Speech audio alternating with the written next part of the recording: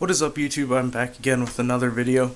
So we just had another gun show, and I'll show you guys what I got at the gun show. So today was a pretty good day. Without further ado, let's get to the items. So here's an overview of everything that I got. I think the first thing that I bought was this USGI butt pack. You'll see, unfortunately, there's the dates worn off. Actually, you know what? It might show up in the camera. Not quite. But it's basically worn away in person.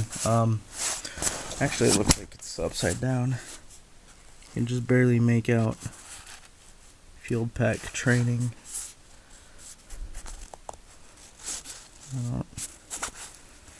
I think the DLA number's that.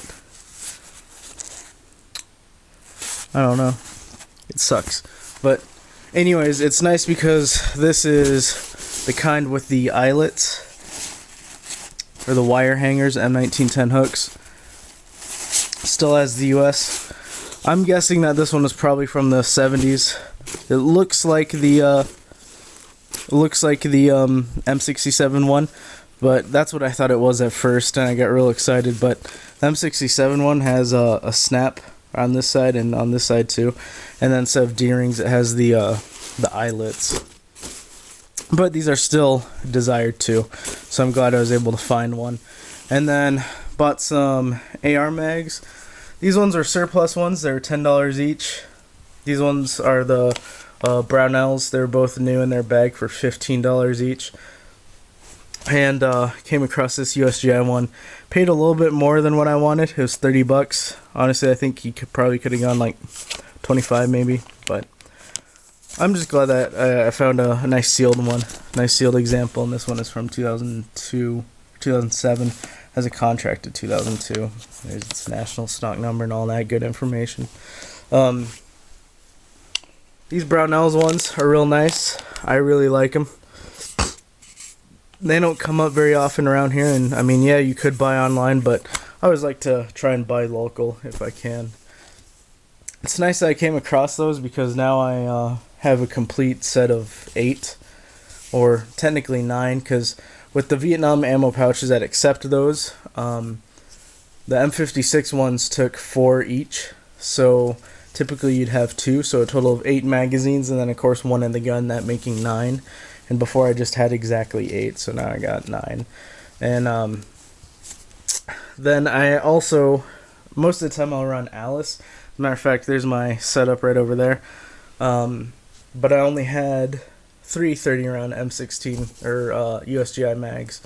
But now I got a complete set of 7. And of course that's 3 in each pouch and then 1 in the gun. I do have a P-mag somewhere around there, but I really don't like using those. They don't fit in the pouch quite as good as I think, but anyways. Got a USGI hatchet from 1943. $50. Doesn't have the pouch, unfortunately, so I'll have to keep an eye out for that. And then, last but not least, I got this thing. So this is a Army Jaeger AP-74, which is a 22 long rifle, as you guys can see. So here's its magazine. Just holds 15 rounds. That's a 22 long, and it just goes into the spot where an M16 or AR mag would be, and that, of course, that's casted into the gun itself. It does have the bird cage versus the 3-prong, which is, I think, more common. I wish this one was a 3-prong, but oh well. And then I came with a little rinky-dinky rail for a scope. Probably not going to put a scope on this, though. And then I bought ammo from the same guy. 500 rounds, and then he threw in an extra 100 for free, so that was cool. These were all $6 each. These were $10 each. These were 15. This one was 30. This was 5. That was 50, and the gun itself was $375.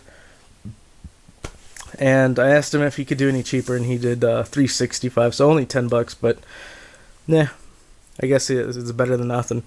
I was hoping to get maybe $100 off. That's pretty unrealistic though, especially considering it was the first hour of the gun show. But I was gonna wait on this thing maybe till Sunday.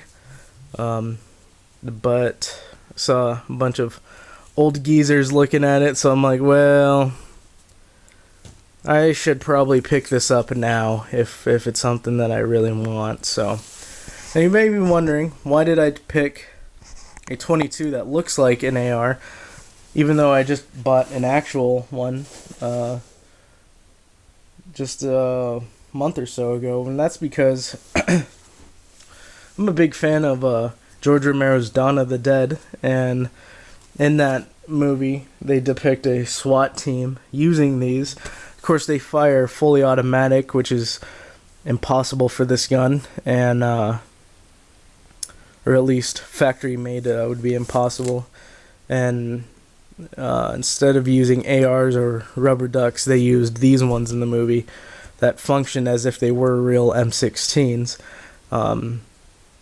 So ever since then, I always kind of want to get my hands on one just because of the movie, and they're usually not too expensive when they do pop up. So I told myself, if I ever come across one and it isn't too much, then I'll try and snag one. And well, looks like I had the money, so I decided to get it. Anyways, guys, that's gonna wrap it up for my gun show finds. Hope you guys have a wonderful weekend. And if you guys have any questions about this stuff, just go ahead and let me know. As always, have a nice day.